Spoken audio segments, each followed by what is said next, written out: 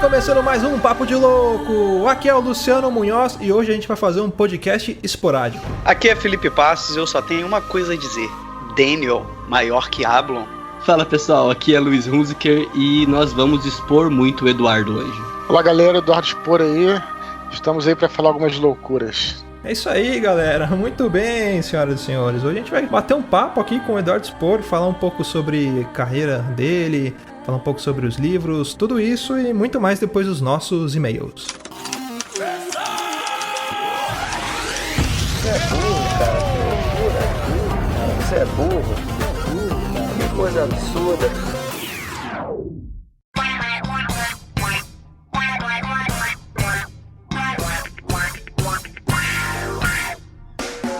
Pra quem quiser acompanhar a gente, é só curtir a nossa fanpage lá no Facebook e no Twitter, @Papo de Louco _. Ah, não esqueça também de assinar o nosso feed no seu reprodutor de podcast. E para mandar críticas, sugestões, comentários sobre programas anteriores, manda um e-mail para contato@papodelouco.com. E se você quiser receber o nosso conteúdo na íntegra, é só acessar www.papodelouco.com.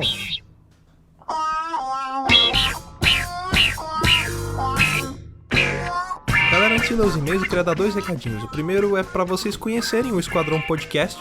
É um podcast que traz 10 minutos de um outro podcast aleatório, sem identificação, se você consegue ouvir de cabeça aberta, para saber se gostou ou não. E aí no final do episódio é revelado de quem foi esses 10 minutos. É uma iniciativa muito legal para divulgar a galera da podosfera.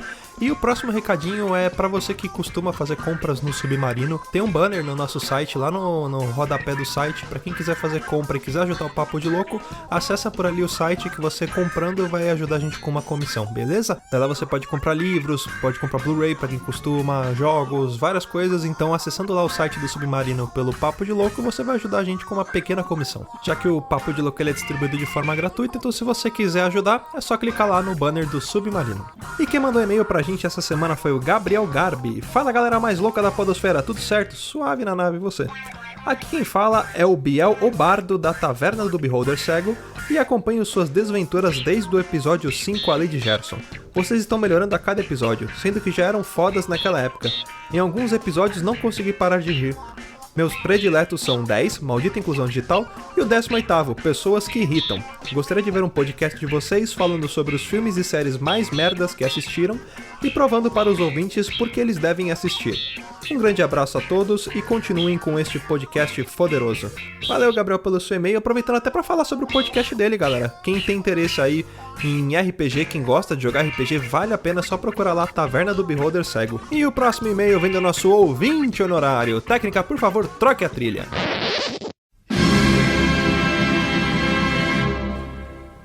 Salve loucos! Aqui quem fala é a Geo, o ouvinte honorário do programa. Excelente cast. Cara, vou concordar com vocês, aniversário de criança é a melhor coisa do mundo. Você come pra caramba, bebe de graça e às vezes ainda consegue levar comida pra casa. Quem reclama de festa de criança não sabe o lado bom da vida. Grande abraço a todos, Ageu. É isso mesmo, Ageu, festa de criança é a melhor coisa do mundo. Então é isso aí, galera, esses foram os nossos e-mails. Vamos para o nosso programa com o Eduardo Spor, que tá show de bola, espero que gostem e pau na máquina, é isso aí.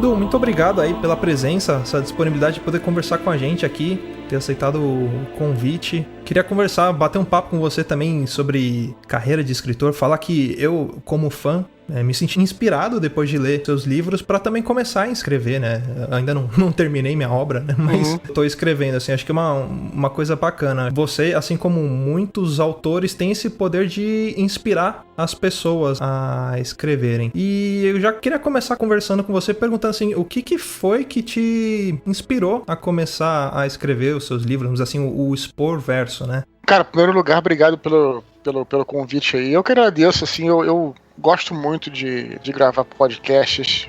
O Felipe que tá aí sabe disso. Eu tento aceitar todos os convites que eu posso. Infelizmente não posso aceitar todos, ou na hora que as pessoas às vezes querem, mas assim, eu tento fazer o que eu posso. Pra mim é realmente um prazer, porque também é uma maneira de de estar, primeiro, conversando, porque o meu dia a dia é um pouco solitário, né, como vocês podem imaginar, como escritor, e segundo, para ter o contato mais pessoal com os leitores, ou enfim, com tudo isso. Então eu que agradeço, assim, para mim realmente é muito legal mesmo, assim, tanto é que eu aceito sempre que me chamam pros podcasts. Pô, cara, sobre sua pergunta, eu acho assim que o que me inspirou a começar, não sei se a palavra certa inspirou, assim, mas é a vontade de contar histórias, né? Eu comecei a escrever por causa disso. Eu não sei porquê, sempre tive vontade, assim, sempre gostei de contar histórias, desde que eu era criança, inventar histórias, né? Desde aquelas brincadeiras de polícia e ladrão, aquilo tudo, eu já fazia assim, já inventava lá um universo na cabeça, sabe? Tipo, fazia um enredo já. Já fazia um enredo, claro, assim, eu não sei porquê, assim, exatamente por isso. Uma coisa que de criança também, né? Porque menino tem muito essa história de brincar com bonequinho e você tem que criar ali umas histórias, porque não necessariamente, né? Lembra quando a gente era criança, a gente não criava histórias, por exemplo, você tava às vezes com comandos em ação, mas brincando de uma coisa completamente diferente, né? Era só até porque misturava os bonecos, né? Botava um boneco de Star Wars no meio, aí virava um outro. Sim. Algo que se perdeu um pouco hoje, porque hoje a molecada já tem tudo entregue, eu acho, pronto, assim, né? Muito eletrônico, talvez. Acho que essa fase de brincar com boneco, assim, que a gente tinha muito... Brinca, cara. Brinca. Se entregar, brinca. Mas meu irmão, por exemplo, quase não tem boneco, já passou dessa fase. A primeira coisa que eu lembro é isso, cara. Inclusive no colégio, eu sempre... Nunca gostei muito, assim, de... Galera jogava futebol e tal, eu achava meio sem graça aquilo, assim, tipo, jogar futebol, qual é a graça daquilo? Eu preferia fazer uma brincadeira desse polícia ladrão, de capa-espada, uma coisa do tipo, que eu podia criar os enredos, né? Então é uma coisa que sempre teve comigo, não sei porquê, não sei de onde veio, talvez pelo fato de meu pai me levar muito ao cinema desde criança, então eu via lá os filmes todos de aventura, de ficção, talvez o interesse também vinha daí, eu não sei.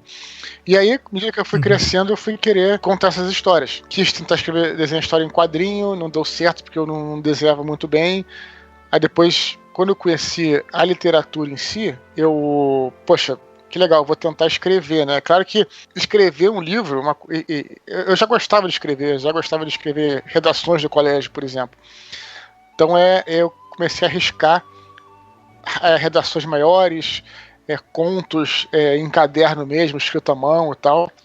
E aí, claro, fui errando muito, né? E acabei que depois veio o RPG, né? O RPG em que eu conseguia colocar essas histórias mais regularmente e ter um feedback mais rápido e tal, e sempre escrevendo. Então acho que veio um pouquinho daí, assim, essa minha história, né? E aí depois continuei escrevendo e escrevi vários livros ao longo da minha vida, essa é a maioria que eu não publiquei, né? Depois trabalhei como jornalista, que me ajudou bastante, e até que eu cheguei nesse meu primeiro livro, Batalha do Apocalipse, que acabou sendo publicado. Mais ou menos isso, assim, né? Você falando da sua história aí, Eduardo, eu lembro muito de uma entrevista, eu acho que eu vi sua, não lembro se é uma entrevista, um Nerdcast, que você falava, tipo, uma dica pra qualquer leitor escreva. Continue escrevendo, que quanto mais você escrever, mais você vai aprimorar, mais você vai melhorar. Vai exercitando a criatividade. Perfeito.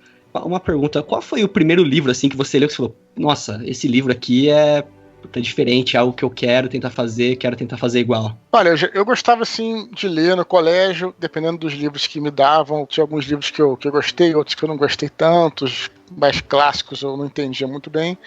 Mas, olha, eu acho que meu grande prazer da literatura veio quando eu comecei a ler os livros do Crônicas de Dragonlance, que é um mundo de RPG, né, de D&D, e tinha lá os livros, os romances, e aí a gente acabou lendo, quando era criança ainda, a gente começou a ler pra gente poder entender como é que era o mundo em que a gente ia ambientar nossas histórias. Era o primeiro livro da série que eu li, fiquei maluco, falei, tava ali tudo que eu jogava na mesa, né, os feitiços do mago eram iguaizinhos, assim, ao que a gente jogava e tal, então eu fiquei maluco por aquilo, assim, sabe, fiquei louco.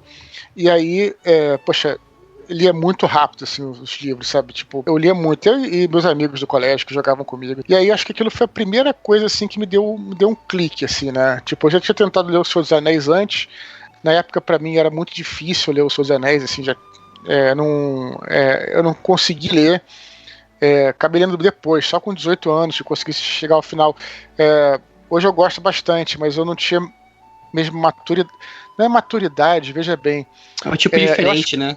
De literatura. Não, eu acho que eu não tinha assim a referência visual, sabe? Pra entender o que eles estavam querendo dizer. Uhum. E o Crônicas de Dragonlance, não sei se era. Não é que era melhor explicado, não é isso. Por ser mais simples, eu não sei, conseguia preencher melhor aqueles espaços. A associação era mais fácil, né? Falando agora com vocês, né? Eu não sei também, Sim. não sou nenhum analista. Mas era o que você jogava também. Então você associava tudo aquilo com aquilo que você praticava, brincava depois. E aí eu tinha as referências visuais pelo material do jogo, né? Sim. Por exemplo, lá eu conseguia ver lá nas caixas do livro as cidades, etc., nos mapas e tudo. Então, aí que eu comecei a... Né?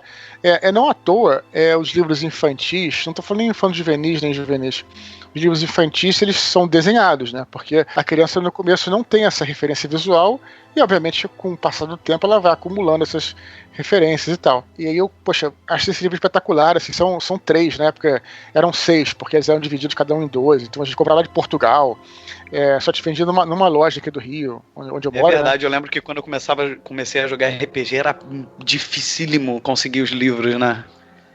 Exatamente. Tinha que ter algum amigo que foi pra fora e trouxe, porque até pra comprar antigamente com internet, pouca internet, não tinha esse negócio de compra, era muito difícil, né? Tinha sempre que depender de um amigo ou uma loja que importasse. Era uma puta complicação. Também naquela época existiam também aqueles livros-jogos, né? Sim, também tinha. Assim. Também tinha os livros-jogos, com certeza.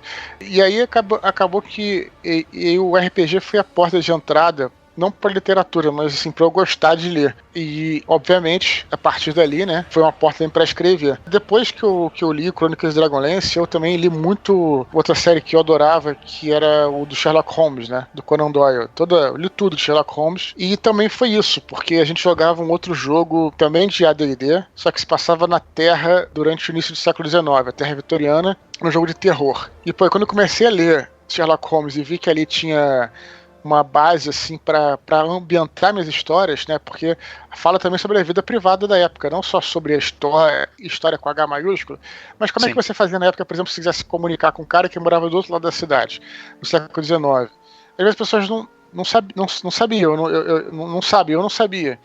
E aí você vê lá como é que ele faz em Londres, pelo menos, tem um posto de correio, né? Como é que os caras se comunicavam através dos jornais, os classificados eram usados para não como são hoje, mas que eu queria mandar uma mensagem pro Felipe, por exemplo.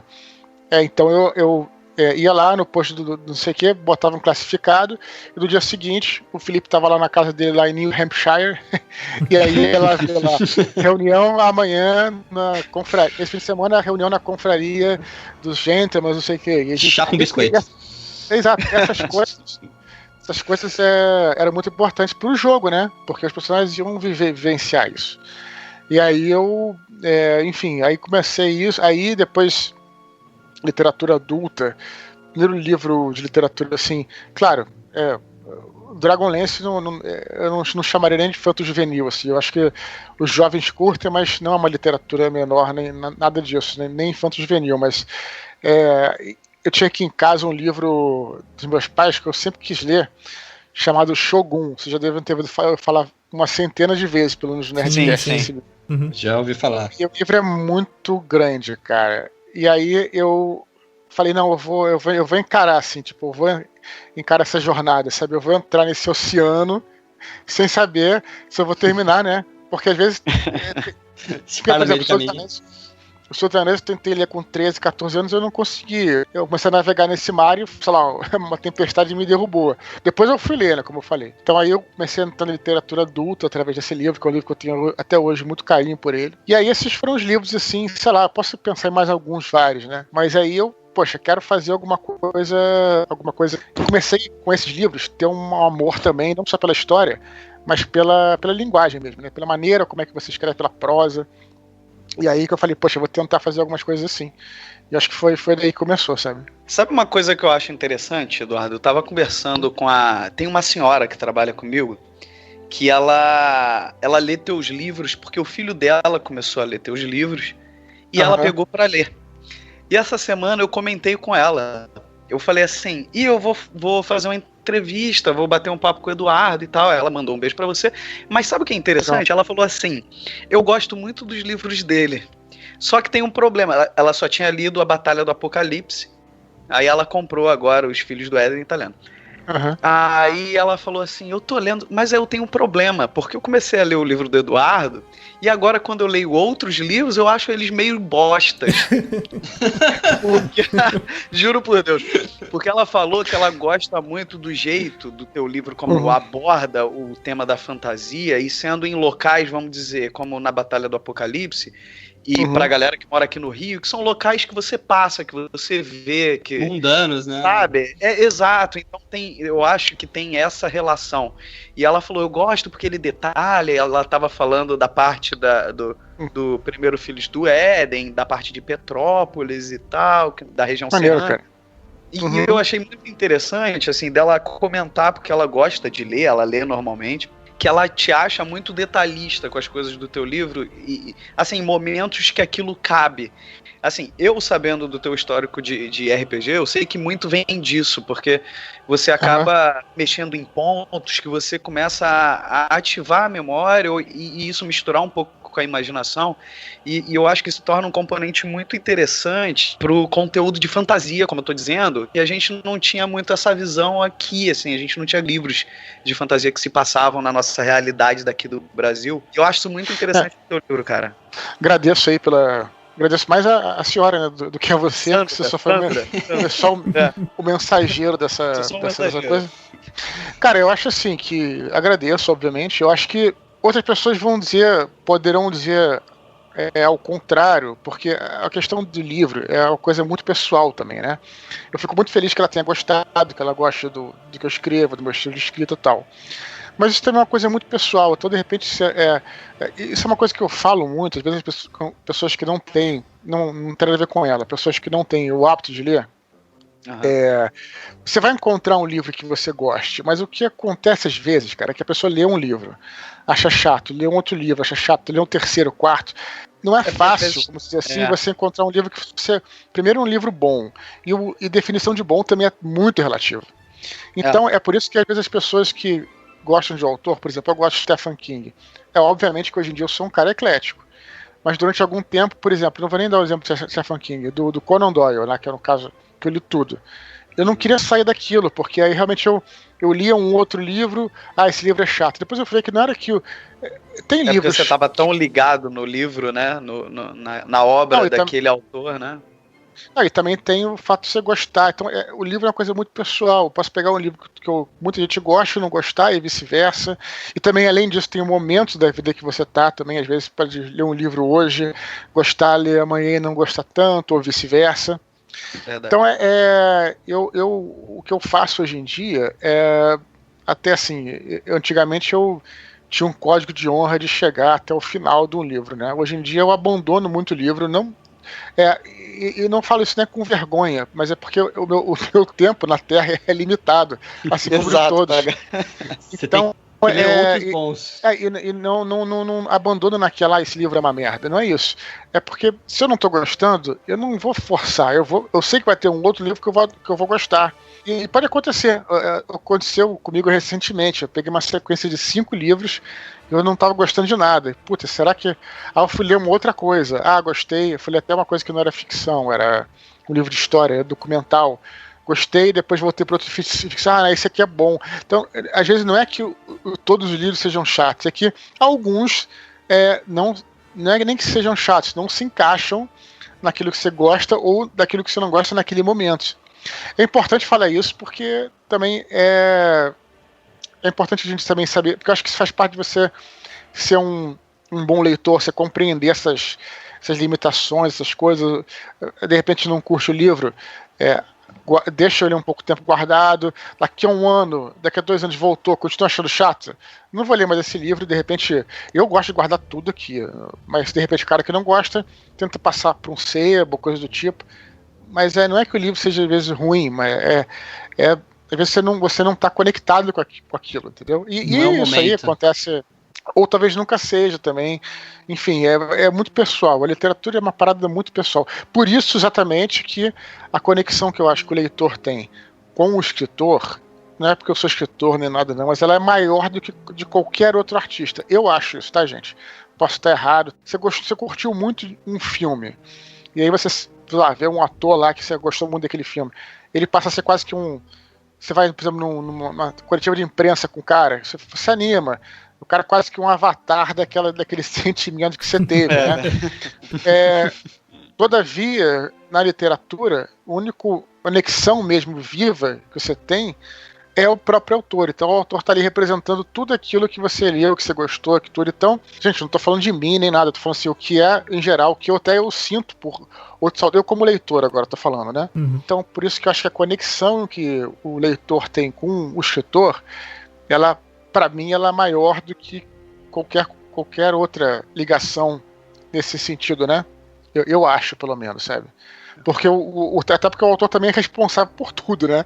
Um ator, por exemplo, de um filme, talvez seja responsável por uma parte do filme e tal, etc. Mas o escritor é responsável por tudo aquilo, né? E, claro, juntamente com o leitor. Aí, essa cumplicidade, né? E, além, assim, das suas influências, os seus livros, eles para você escrever demandaram bastante pesquisa, né? Como que foi esse processo de você buscar referências, buscar entender principalmente sobre cultura judaico-cristã, que é onde você pega bastante referência ali para falar sobre anjos e tudo mais. Como que foi esse processo? Eu achei interessante que outro dia eu estava vendo uma entrevista com o Cornell, que é um autor, Bernard Cornell, que eu gosto muito. Ele falou uma coisa que eu me identifiquei pra caramba, com que ele perguntaram algo semelhante assim, para ele sobre pesquisa. Uhum. Ele falou assim, que a pesquisa, eu faço pesquisa, lógico, tudo, mas ele falando, né? A pesquisa você faz a vida inteira. Eu não acho que seja impossível um autor escrever sobre aquilo que ele nunca viu e aquilo que ele não gosta. Eu não acho que seja impossível, desculpa. Não acho que seja impossível. Mas você vai encontrar com muito mais frequência, como é o meu caso, como o caso de outros, o escritor escreveu sobre aquilo que ele gosta e que ele sempre pesquisou. Uhum. Então você tem uma pesquisa, existe a pesquisa, claro que existe, mas é uma coisa que você geralmente sempre leu. Eu sempre gostei muito de história, de mitologia, de tudo isso. E o bom também o bom da fantasia, você ainda tem assim, se você escrever um romance histórico, você já pode ter suas liberdades de mudar muita coisa. E a fantasia é excelente porque você pode ter liberdade total de mudar tudo, né? Então, o nego me enche muito o saco na internet quando tem isso assim. Na verdade, eu nunca tive uma coisa, né, nada grave, não. Mas uma ou outra pessoa que vem falar, mas não era assim e tal. Falou, olha só, esse mundo que você está lendo não é um mundo que existe. E isso é de fato verdade, né? Assim, tipo, o mundo lá dos livros é um mundo de fantasia, né? Então a fantasia ainda tem essa possibilidade. Você pode mudar as regras. Você pode dizer que não, é um mundo que existiu há muito tempo atrás, que se parece com a Terra e pronto, acabou. E pode, né? Sim, e usa bastante da licença poética também, né? Mas o mais importante, acho que aí assim, é claro, como eu falei, não é de forma alguma desprezando a pesquisa, muito pelo contrário, eu adoro pesquisar, mas acho que o mais importante é a trama, os personagens, entendeu, que vem, você tornar aquilo crível, né? Como é que as pessoas vão acreditar naquilo? Eu li um livro, já tem alguns anos, chamado Físico. Excelente, o livro tá assim, pra mim, eu adoro romance histórico, né? Então aí no top lá tá Pilares da Terra, tá Shogun, tá o Físico, tá as Crônicas do Arthur lá, pra mim isso é top de tudo. E esse o Físico é uma parada, cara, que assim, o nível de detalhamento que o cara faz, você fica abismado, assim, caramba, esse cara deve ter pirado, sabe, como é que o cara fez isso? Aí no final, tem uma nota no final falando, olha, a única coisa desse livro que é real é o nome do Sheik, eu falo 3 coisas, cara, o resto tudo é invenção na cabeça dele. E tu fica, caralho, aquela história pra mim é a história verdadeira, porque assim, é um troço que também existe essa coisa da memória emocional, né? Que você vai associar. Eu sei como é que faz lá tem uma cena nesse livro Físico que na Idade Média o rabino fazendo ritual para matar o boi, né? De maneira que o boi não sentisse dor e nada, para eles poderem comer daquela coche, né? Daquela coisa dos judeus lá. troço do detalhamento daquilo, eu falei, caraca, sabe, é uma coisa incrível. O cara provavelmente viu como é que é hoje em dia e adaptou para como seria na Idade Média e tal, mas ele não fez pesquisa nenhuma, assim, nesse sentido de... pô, pra mim aquilo era muito incrível. Então, pô, o livro funcionou, pra mim é um dos top 10 de livro, entendeu? Então acho que é isso, Convenceu. a pesquisa tá aí pra não ser escrava, você não pode ser escravo também disso tudo, mas ela vai te dando subsídios pra você criar a tua trama, sabe? Agora, falando em Sim. pesquisa, eu posso te dizer que Anjos da Morte foi o que você mais gostou de pesquisar ou não? Deixa eu ver, eu não sei se... eu acho que sim. Eu acho que pesquisar sim, pela cara. temática, porque o Anjos da Morte eu acho que Pesquisar, tem muito sim. uma temática de Você algo sabe- que claramente você gosta, né, cara? Que é tudo que aconteceu Não, mas- da Mas sabe Segunda que, Guerra. mas sabe que isso nem diria assim, porque em Batalha do Apocalipse também tem Roma Antiga, que eu gosto muito, tem Idade Sim. Média, não diria nesse ponto, mas eu acho que o Anjo da Morte seja um pouco mais, não é nem pela essa pesquisa aí, necessariamente histórica, é porque soma também uma pesquisa pela cultura geral. Então eu diria que, por exemplo, as músicas fizeram toda a diferença, foi extremamente prazeroso pesquisar aquelas músicas, escutá-las e tentar encaixar aquilo na história de maneira... Sim. Por exemplo, então nesse ponto eu tinha muito mais material, né, do que eu estivesse pesquisando sobre a Roma Antiga, por exemplo. Sim. Então aí que talvez o Anjo da Morte esteja um pouco acima nesse ponto. Mas eu gosto muito mas- de pesquisar eles, né? Mas Tem também uma você cena, já por exemplo- conhecia muita coisa da Segunda Guerra, porque você já gostava, então eu acho que não foi nem uma pesquisa tão profunda assim, né? Porque muita coisa você já lembrava, já sabia ali de cabeça, né? Eu no Anjo da Morte eu fiz também umas pesquisas no local, né? Foi bem bacana. Realmente foi... Mas também fiz isso em Batalha do Apocalipse, né? E, no próprio... Na verdade fiz até no próprio Paraíso Perdido também. Sim. De certa forma, mas no Batalha, por exemplo, tem lá Istambul, né, que é uma cidade que eu adoro, já visitei 2 vezes, e tá tanto no Anjo da Morte quanto no Batalha do Apocalipse.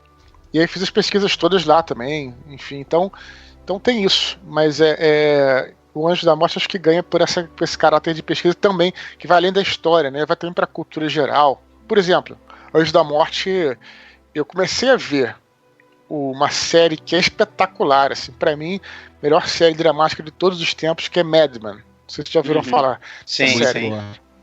Eu comecei a ver pra pesquisar sobre os anos 60, 70. E, cara, pô, cara, continuei vendo a série e virou uma das séries que eu mais gosto, assim. Entendeu? Então aí foi o prazer também de tudo aquilo que veio junto, né? Então eu concordo, talvez seja isso sim, Felipe. Acho que você tem razão. E Eduardo, você usa muito de investigação literária também nos seus livros? Que eu vi que você fez um vídeo vendo meus recentemente. vídeos, hein? Ô, Tá vendo meus vídeos. tô inscrito. Se inscreva lá, Eduardo Spor, no YouTube, por favor. Mas você utiliza muito... Fiquem tranquilos que eu não vou deixar de gravar o meu podcast, não. É porque o YouTube, eu consigo fazer aqui rápido e colocar no ar, né? O podcast é uma outra dinâmica, tem mais gente. Não, tal, e ele etc. soma com a mídia do Claro, podcast. soma, sem dúvida. Mas você tá falando de investigação literária, né? Então, esse nome aí que eu inventei, eu acho, não sei se... Que é essa coisa de não só a história, como também a prosa, né? Então, por exemplo, quando a gente tem lá um capítulo que eu não sei como é que eu vou descrever aquilo, então eu vou lá, pego vários livros, que são livros que tem mais ou menos... que passam situações parecidas, eu leio para tentar entender como é que o autor resolveu aquilo. Então isso que eu chamo de investigação literária. Então, assim, e é uma coisa que eu gosto muitíssimo, porque eu sou, como eu falei nesse próprio vídeo aí que você citou, aí eu vou citar na verdade agora o Leonel Caldela, meu grande amigo e muito inteligente, ele falou isso uma vez, né, que você tem que amar a linguagem também para ser escritor, né? Você tem que amar a história, beleza, mas como é que você vai contar aquela história? Então o escritor também tem que trabalhar a própria prosa, né? Eu acho que é o que mais evolui no escritor. Que, assim, se o cara também se dispuser a estudar, obviamente. Você sente uma diferença do Eduardo do Batalha do Apocalipse pro de hoje, assim, nessa evolução dessa prosa sua de pesquisa e tudo mais? Eu acho que só, assim, o veredito só o leitor pode dar. O que eu posso dizer é que eu tento melhorar, né? Eu tento... É natural você ver os textos seus mais antigos e achar, pô, mas também você não pode ficar na paranoia, porque senão aí ferrou. Você ficar na paranoia, não, vou reescrever aqui. Não, cara, deixa o Batalha do Apocalipse, deixa todos os livros anteriores teus, eu acho assim, como estavam. Porque também é um registro daquela época também, sabe? É senão verdade. você fica paranoico. Tem, assim, mas quem você entra nessa paranoia... Mas você consegue se identificar, assim, os momentos vendo os livros, o tipo da tua escrita, você consegue identificar essa mudança? Você consegue avaliar você mesmo? Não sei, cara. Eu você tento, nunca parou assim, pra pensar nisso, sei, mas você acha que tem uma, sabe? Se você vê que você melhorou em um ponto, no outro... Porque como você escreveu assim, 4, né? Você teve como, de repente, fazendo uns acertos aí, de repente, no caminho, sei lá, não sei se isso chega a acontecer nesse sentido. Não, eu acho assim, que tem coisas, por exemplo, tem partes. Vou colocar Batalha só porque foi o primeiro livro, então vou dar um exemplo. Sim. Tem parte do Batalha que eu leio e falo, pô, não tá legal, eu faria diferente hoje. Tem outras partes que eu falo, não, isso aqui tá legal, não conseguiria fazer melhor hoje, entendeu? Mas aí também isso varia, porque aí outro dia eu vou ver as mesmas partes e acho o contrário. Então é meio foda, cara. Realmente, eu não sei te dizer, entendeu? Eu, por exemplo, quando você tá no processo de escrever o livro, né, eu acho, por exemplo, que o meu último livro, né, mais recente, O Paraíso Perdido, tá com a prosa melhor que eu pude até aquele momento, né? Mas quando eu estava escrevendo O Paraíso Perdido, agora, se eu olhar ele agora, publicado, eu vou gostar do que eu escrevia. Mas enquanto eu estava escrevendo no computador lá, eu tava achando horroroso, entendeu, cara? Então, não, porra, eu não consigo mais escrever como eu escrevia antes. Aí não, agora, não, mas agora... Aí quando eu vejo publicado, não, tá legal. Então isso aí pra você que tá dentro da coisa, realmente, para mim, é difícil de fazer esse julgamento, cara. Eu não tô falando tudo isso pra enrolar, não. Pelo contrário, tô falando o que eu sinto mesmo. E é muito difícil, entendeu? Porque também tem a parte emocional envolvida também, né? Enfim, então, emocional que eu digo, né? Porque aqueles trechos também estão ligados. Por exemplo, tem um trecho que eu gosto muito no Anjo da Morte, que é Casa Segura. Eu gosto muito desse trecho, tá? Porque ele é melancólico e tal. Mas também porque eu fiquei naquela Casa Segura, naquele apartamento ali, naquele mesmo endereço, naquele mesmo prédio, aquele mesmo apartamento. Era um apartamento em que um amigo meu, o Andrés, ele morava lá em Londres, naquele mesmo lugar. E eu passei o Natal lá. Então, porra, pra mim, eu sentia tudo, via neve caindo e tal. Então, é complicado assim também, né? Enfim, então é difícil também ter esse julgamento pra mim. E a melhor maneira de você passar essa emoção pra escrita sua é você tendo a vivência daquilo que aconteceu, conhecendo o lugar, conhecendo as características, porque assim você consegue passar mais detalhes daquilo que o personagem vai estar sentindo no livro, porque você tem um sentimento próximo, vamos falar assim, daquilo, né? Mas tem os seus limites também, né? Assim, porque eu acho que, por exemplo, vamos lá, nossos amigos aí de thriller ou de, enfim, livros de mistério que escrevem sobre serial killer e descrevem uma morte, tá? Ninguém vai matar ninguém também, né? Então, assim, Tomara. E mesmo você, outro exemplo, bem diferente. Você, enquanto homem, por exemplo, escrevendo sobre uma mulher, assim, né? Você colocando uma personagem mulher, você nunca vai saber como é que realmente uma mulher sente aquelas coisas, né? Mas ao mesmo tempo você também não pode se furtar a escrever, você tem que ir tentando, tentar fazer o melhor possível, observar. Eu acho que você tem que ser um bom observador mesmo, assim, né? Eu acho que também você tem que... e também é importante, às vezes, você saber o limite de onde você consegue ir. né? Porque também às vezes se dá um passo maior que as pernas. O Stephen King falava isso no livro dele lá, o Sobre a Escrita. Você quer escrever alguma coisa? Pensa naquilo que você faz muito bem. Então ele deu um exemplo que eu não sei de quem era. Esse cara, sei lá, ele é um super astrônomo, sabe como é que é a vida dentro de um laboratório de astronomia. Só um exemplo bobo, né? Não foi exemplo que ele deu, não, mas foi alguma outra coisa. Então eu vou escrever um livro do dia a dia, né? Do que eu sei mesmo, entendeu? Então tem aquela limitação e tal, né? Então, enfim, eu acho que isso. Mas é claro, você podendo se aproximar até onde for, né? Acho que pode ser interessante, sim. Talvez nem tanto no personagem, mas até mais na ambientação, né? Você conhecendo o lugar que vai se passar a história, talvez seja um ponto positivo para você poder desenvolver ali. Sim. Quanto mais né, informação e conteúdo você tiver, claro que melhor, né? Claro. Mas existem esses limites também, né, cara? Desse laboratório que você faz, que é claro que você não vai né, dar uma de louco, né, cara? Enfim. O laboratório da Rede Globo, né? Vai fazer o personagem. Isso aí. Ô, Edu, recentemente você lançou também o universo expandido do Filhos do Éden, né? Que é uma enciclopédia, né, ilustrada. Como que foi também? Você fez uma parceria, certo? Pra poder escrever, fazer com as ilustrações. Fala um pouco pra gente de como que é também o universo expandido pra galera que quiser conhecer, que não conhece ainda. Eu escrevi o livro e o Andrés desenhou. Eu diria até que é um livro mais dele do que meu, nesse caso, porque é um livro ilustrado, ele que ilustrou o livro inteiro, o Andrés Ramos, né? Que trabalha comigo, e foi muito legal, assim, porque também ele é um criador, ele não é só um ilustrador, ele é muito mais do que isso. Ele é uma mente pensante, criador de conteúdo, tudo, etc. Então, foi meu primeiro mestre de RPG, pra você calcula, né? Então, e aí, quando a gente foi, né, a gente levou 3 anos preparando esse livro, e foi durante o processo que eu estava escrevendo Paraíso Perdido, e foi ótimo, porque algumas coisas que ele criou entraram, não que alteraram a história, tá? Mas elas acabaram entrando no próprio Paraíso Perdido. Isso foi também uma coisa bem interessante.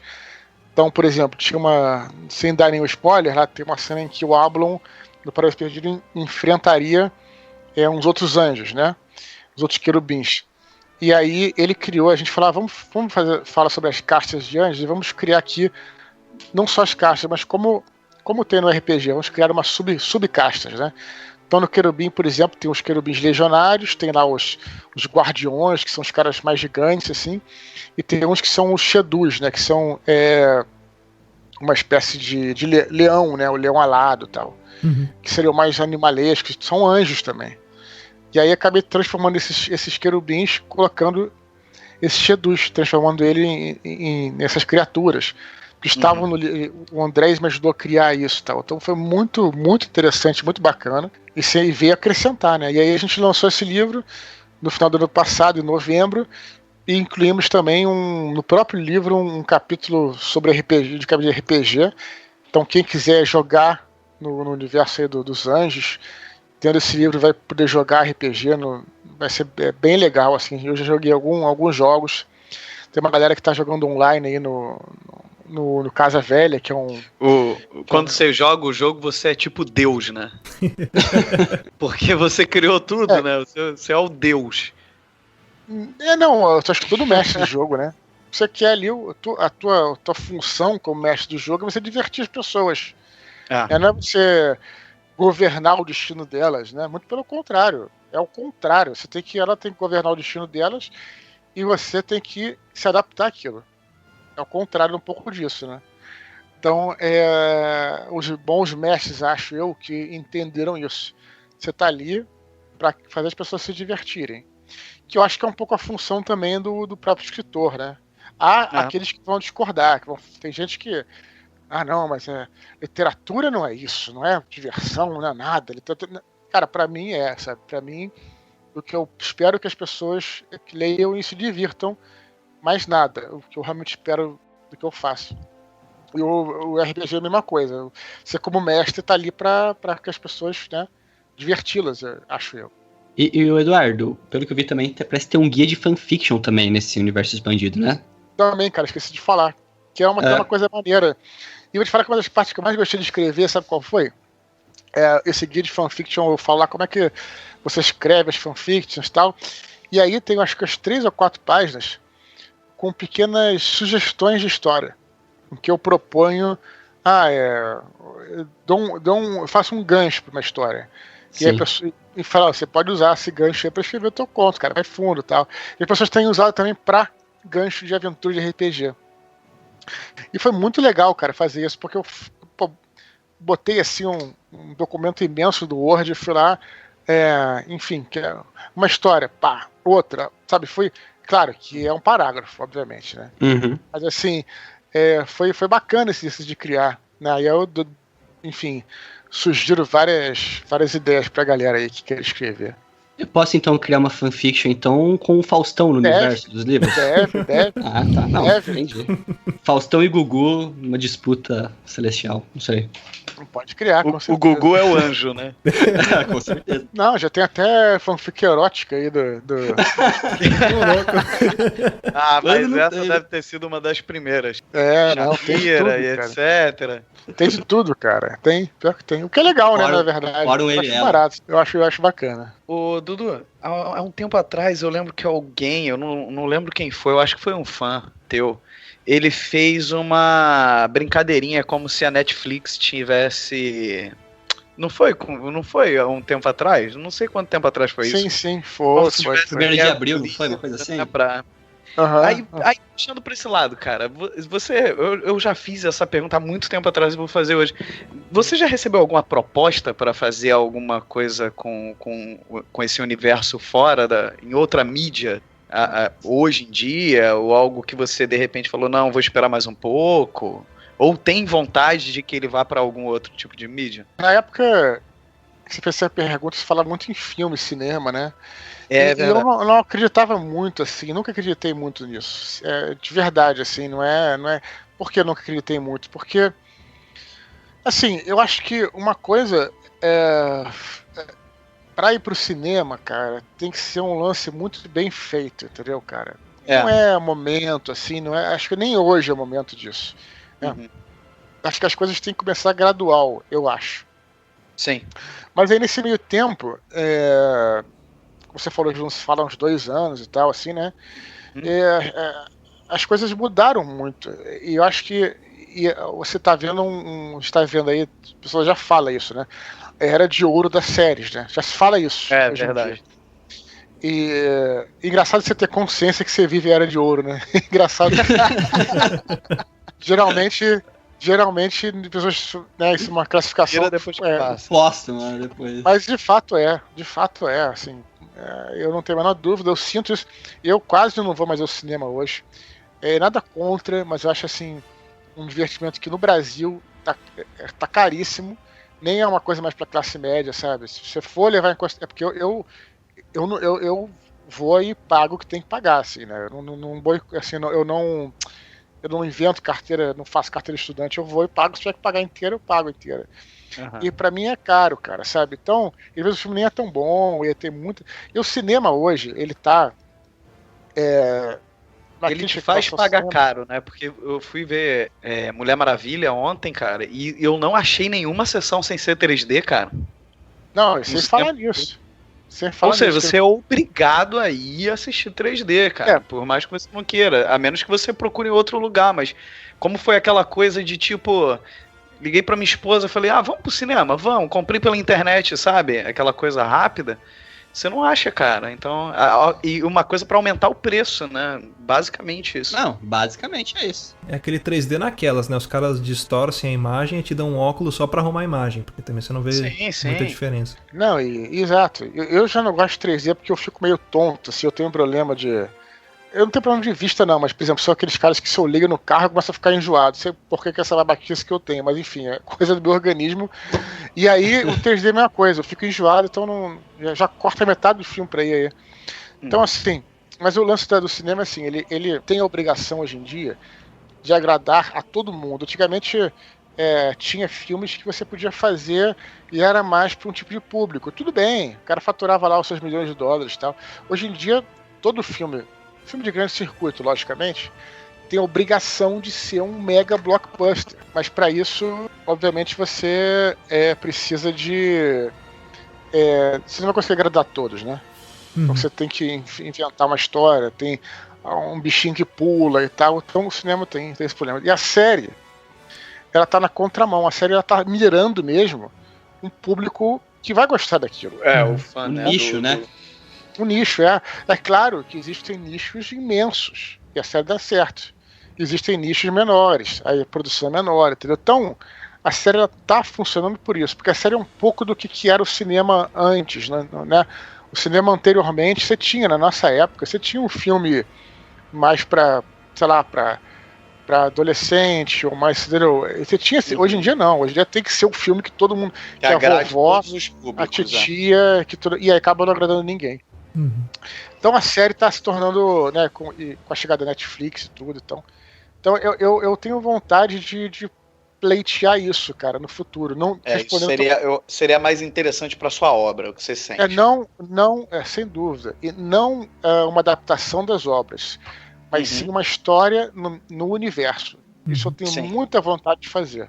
É uma coisa que não tem nenhuma proposta, não tem nada, mas é uma coisa que eu tenho vontade de tirar, sei lá, um ano inteiro para preparar um material, não sei, talvez nem um ano. Começar a distribuir, né? Preparar digamos assim, um piloto, né?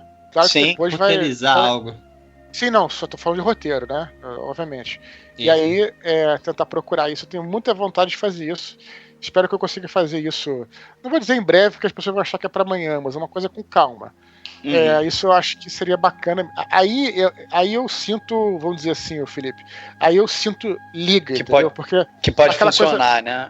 Porque aquela coisa do cinema, as pessoas falavam muito, com muito carinho, e eu não tô descartando isso também, mas era uma coisa que não fazia muito sentido aquilo, né? Porra, a gente tá acostumado a ver filme tipo O Senhor dos Anéis. Vai fazer por exemplo, adaptação do Batalha do Apocalipse com menos, não vai ficar um lixo, vai ficar, sabe, não tem o menor sentido isso. Mas aí a série, por exemplo, você pode começar com uma coisa até mais intimista, com um orçamento muito mais baixo e que fique legal, mas que não precisa ser necessariamente aquela história, né? Dá pra fazer. Então é uma coisa bacana de se trabalhar aí no futuro, sabe? Ô, Eduardo, faz um anime da Batalha do Apocalipse.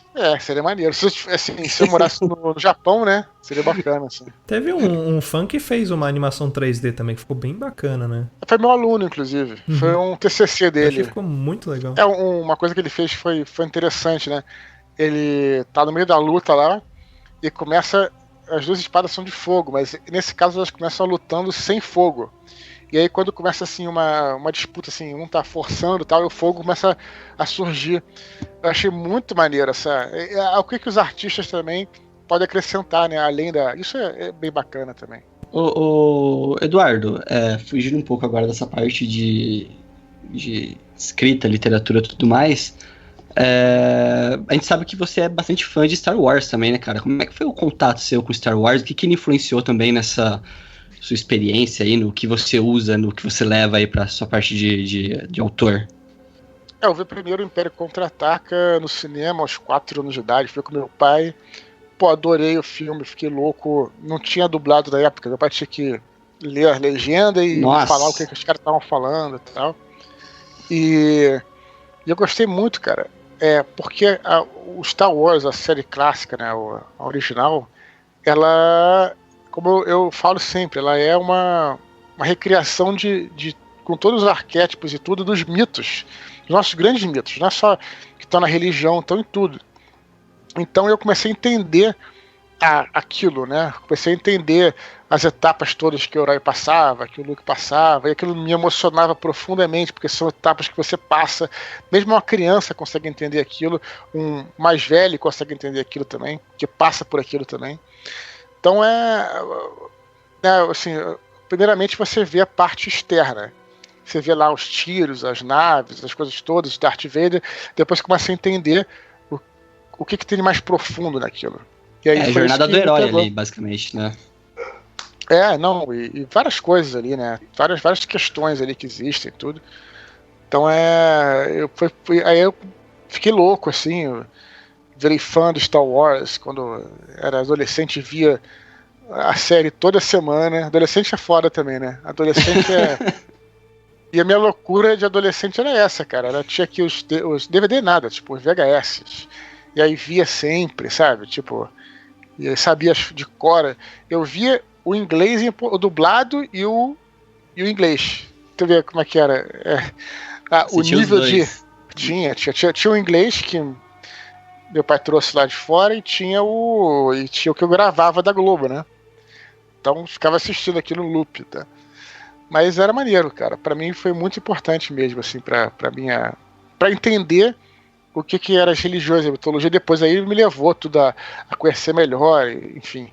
E até escrever sobre isso. Então, de certa forma, o que eu escrevo também tem muito de Star Wars ali, né? Por causa dessas coisas, né? Que são mais profundas. E Spor, o que você achou também desse o último Star Wars, o 7? Sem aprofundar muito, mas o que você achou dele, dessa nova trilogia que o pessoal tá fazendo? Cara, como eu tava falando antes, que existe... O que me pegou no Star Wars, né? Pra mim foi isso, né? Foi assim, como eu tô falando, tem a camada externa, né? Que é a coisa bacana do tiro, das naves, de perseguições, sabre de luz e tal. E tem a camada mais profunda, que é o que você aprende do teu subconsciente, né? Que é aquela coisa que te pega, tal, etc. O que você tem depois disso no Star Wars é só a camada superficial, né? Você não tem assim... Eu não tô negando que os filmes podem ser empolgantes, a galera pode gostar, tem tudo isso, tem perseguição de nave, tem heróis... Mas é repetição daquilo que funcionou, né? Não, eu não acho que seja repetição, acho que é oco, assim, não é repetição, porque... É um ciclozinho, né? Porque você não tem nada ali, assim, existe só uma casca, né? E aí, assim, não estou dizendo que seja ruim, não é necessariamente ruim, não, a casca. Você pode gostar daquelas lutas, aquilo tudo e tal. Mas você não vê ali. Não vê ali, por exemplo, a Jornada do Herói. Vocês tentam fazer, mas você não. Porque o que acontece? É assim. As etapas da Jornada do Herói, assim, o tal do monomito, elas são coisas que devem ser. São metáforas. Então, na medida que você fala, que você mostra. É como no Avatar, que é um filme que também tem um pouco disso. O cara vai lá, mata o bichinho e fala, não, esse aqui é um fruto da terra. Tá. Se você falar, fudeu. Você não pode falar, porque a metáfora, a pessoa tem que entender através da metáfora. Então, quando você coloca coisa muito explícita, não funciona, cara. Não funciona. Então, pra mim, tudo que foi feito depois da trilogia original, não estou dizendo que são filmes ruins, tá? Assim, respeito quem gosta e não tenho problema nenhum com isso. Eu realmente não acho que sejam filmes ruins. Mas são filmes de ação, de aventura e ponto final, assim. Não é o Star Wars. E eu não estou sendo saudosista. As pessoas podem falar que eu estou sendo saudosista. Não estou sendo saudosista. Eu só... não existe isso mais. Né? Existe uma necessidade de... Você vê, por exemplo, o próprio George Lucas, ele fez aquilo que estava no coração dele. Ele sempre falou isso. Depois virou ao contrário, virou as necessidades do público que ditam o que entra nas histórias e tudo. Então, realmente, é um filme como qualquer outro pra mim, sabe? Pra mim, o Star Wars isso, é o que funciona, sabe? São as etapas que você não precisa falar, tá ali, a luta da máquina contra o sistema, entendeu? Contra a versão humanidade, aquilo ali tá muito... Essas coisas que você... tem no Star Wars que você não tem mais hoje em dia, sabe? O que não vejo problema, não. Eu acho que... Né, é só que é meio desassociado pra você, né? São duas coisas diferentes, né? Totalmente diferentes. Totalmente diferentes. Não acho a pegada é bem diferente mesmo. Não acho que nada hoje em dia é Star Wars, assim. Pra mim, né? Tem o nome Star Wars, mas eu não acho que seja Star Wars. Porque o Star Wars que eu aprendi a gostar foi isso. Né? Que tinha essas metáforas todas por trás e tudo, né? Não é isso. E não é pra brigar com ninguém que gosta, não. São bons filmes, inclusive. Não acho que sejam filmes ruins, não. Pra aparecer, né? Não acho que sejam filmes ruins, não, entendeu? Mas assim, pra mim não funciona. Outra linha. Eu acho, sei lá. Mas é uma opinião muito pessoal, né? Sim. Tem que vocês concordam ou discordam, não? Vocês gostam, né? Não, eu gosto dos novos filmes, cara. Gostei. Eu gostei, mas eu entendi o que você quis dizer e realmente faz um pouco de sentido, que a pegada é meio diferente mesmo. Sim. Eu também. Eu prefiro mais os mais antigos, apesar de gostar dos novos também. Os mais novos funcionam bem como entretenimento, mas eu acho que não funcionam bem dentro do como o Eduardo falou, do universo ali. Não é nada que traz profundidade, que agrega muita coisa ali naquilo que a gente via na trilogia clássica, né? A dinâmica nem é diferente. obrigado. Aí mordendo e soprando. Nem é obrigado ter profundidade. Ninguém é Sim. obrigado. Não é obrigado. Né? Eu posso também É gostar a proposta do filme. de profundidade nenhuma. Mas o que eu tô dizendo, pra mim, né? O Star Wars é aquilo, é isso que eu aprendi, né? A gostar. Mas enfim, é isso. Agora você vê assim, que existe muito, esse é um exemplo também, né? Você pegou o episódio 7 também, sem querer criticar muito, como eu falei, assim, não tô aí pra isso. Mas o que existe hoje em dia é uma exigência do mercado por cenas, por exemplo. Nós vamos fazer um novo filme, beleza. O que precisa ter? Temos que ter Millennium Falcon, temos que ter aquele fulano, temos que ter uma cena assim, temos que ter naquela cena assim e tal, etc. Tem que ter um robô novo. Então, o que se torna isso? Coitado do roteirista, não estou nem falando mal, pelo contrário. O roteirista ele tem que pegar tudo isso e tentar encaixar e não encaixa nada, cara. Sabe, eu acho assim, tipo, você vê, por exemplo, o episódio 7 que você falou, temos que ter Millennium Falcon, os caras estão correndo no deserto e tal, aí olham pro lado e o Millennium Falcon tá ali. Uma puta coincidência. Beleza, uma coincidência. Aí os caras saem com o Millennium Falcon, saíram do planeta, aí encontram o Han Solo. Outra coincidência. Nada orgânico. Galáxia pequena é essa, não? Veja, não são filmes ruins, mas nada. Você vê, por exemplo, um roteiro, como um bom roteiro, coitado, não tenho falado mal do roteirista, mas um roteiro, digamos, de um primeiro Star Wars, por exemplo, num segundo, você vê que é orgânico, as coisas acontecem, vão acontecendo, uma coisa leva a outra, entendeu? Aí faz sentido. Então, é isso que eu acho, assim, eu acho que é tudo muito complicado, assim, sabe? Que estão ali para fazer dinheiro, e não tem problema também nenhum fazer dinheiro, né? Mas, assim, eu acho que para mim Star Wars é outra coisa que não existe mais, e eu sei que depois de falar isso eu vou ser chamado aí na internet de Manchete, Eduardo Spor fala que Star Wars não existe mais.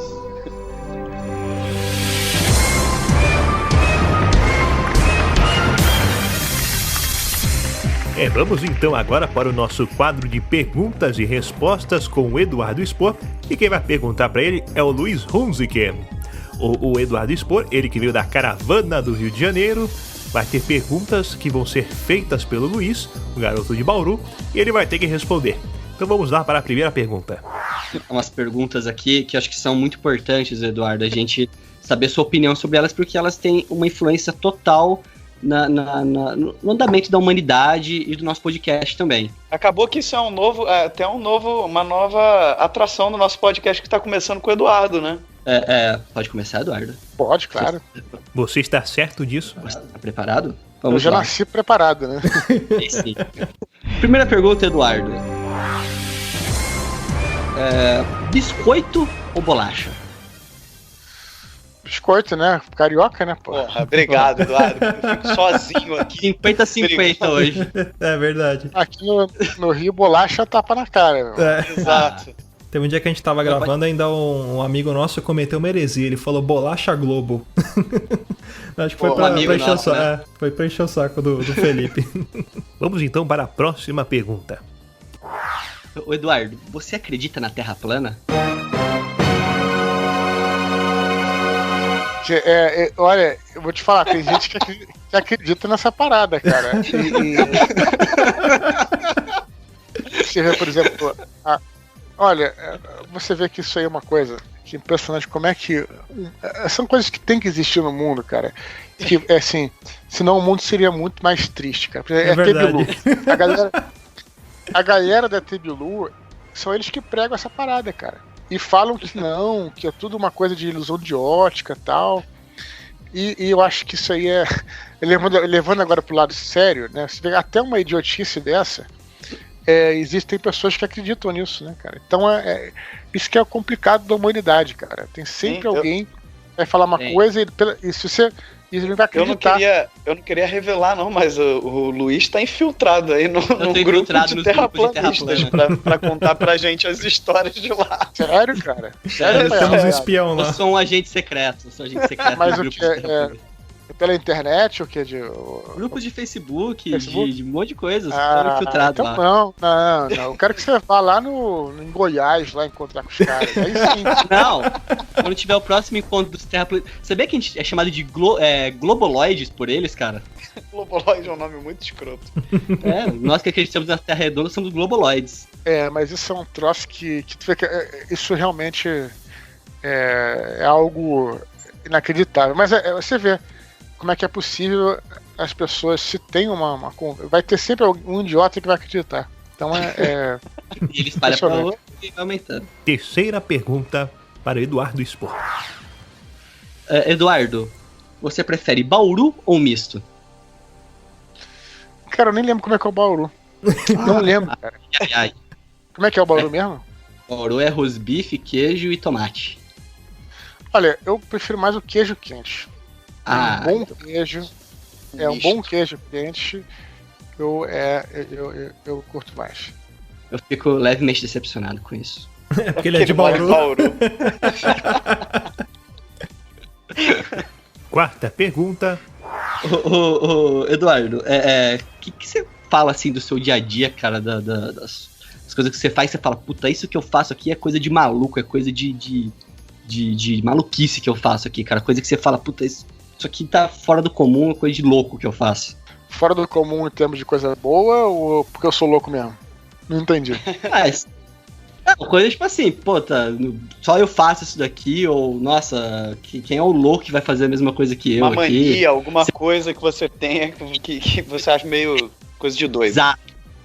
Deixa eu ver, mania, cara. Deixa eu pensar quais são as minhas manias, deixa eu ver. Eu devo ter algumas, só tem que pensar aqui. Tipo eu, que quando tomo banho lavo primeiro o meu peito esquerdo. Não sei por que isso. É muito específico É isso. específico, mas é sempre assim.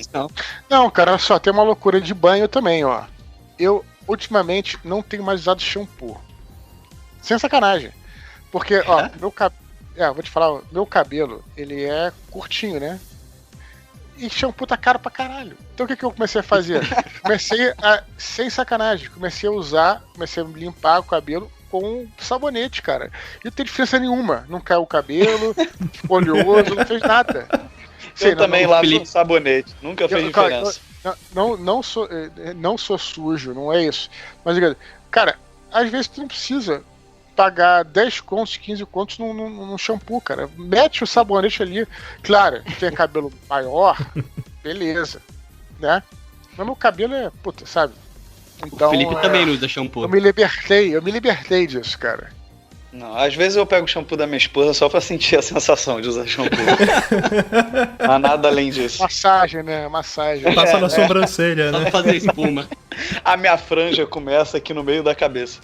E sabe o que você também não precisa? Eu te diria que 80% das roupas não precisam ser passadas. Sem sacanagem. Ó, Ih, cara, camiseta, mas eu faço isso, hein, cara. Camiseta eu não passo.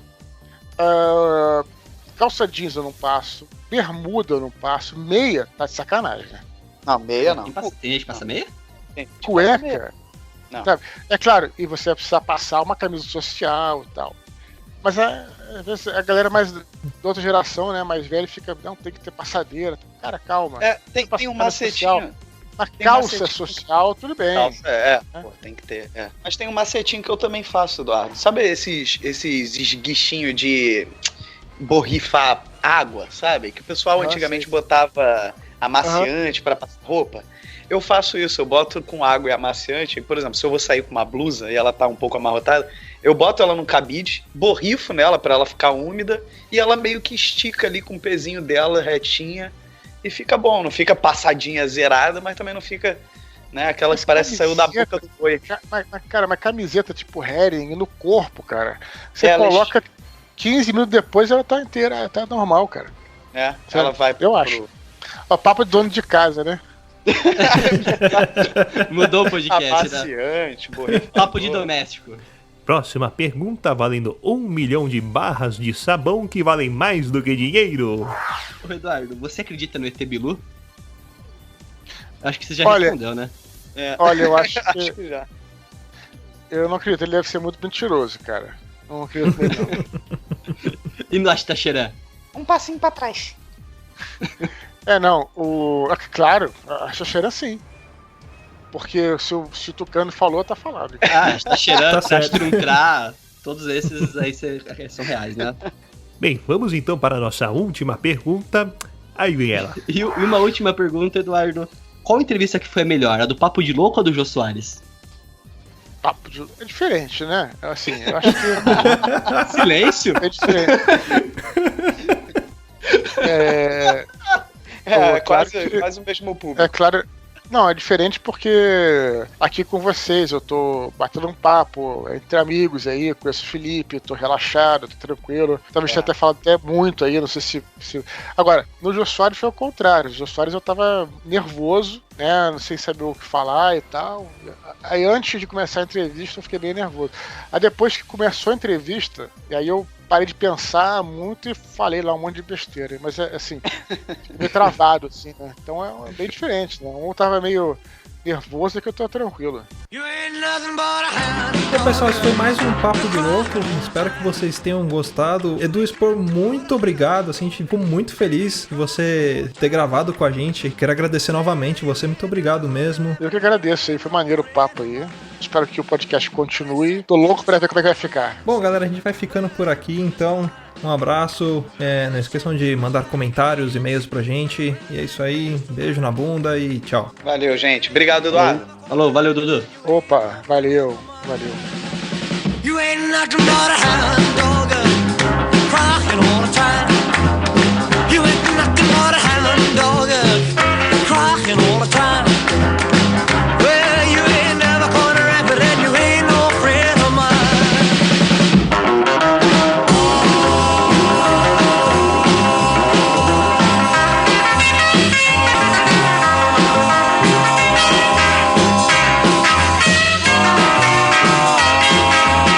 Well, they said you was high class.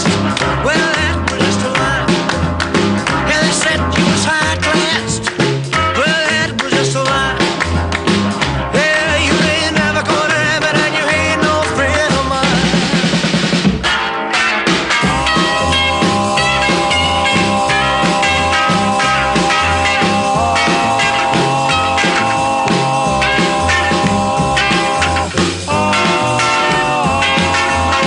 Well, they said you was high class. Well, that was just a lie. You know they said you was high class. Well, that was just a lie. Yeah, you ain't never caught a rabbit and you ain't no friend of mine. You ain't nothing but a hound dog, crying all the time. You ain't nothing but a hound dog, crying all the time. Well, you ain't never caught a rabbit. You ain't no friend of mine. You ain't nothing but a hound. Quer ouvir mais? Acesse papodelouco.com ou assine o nosso podcast.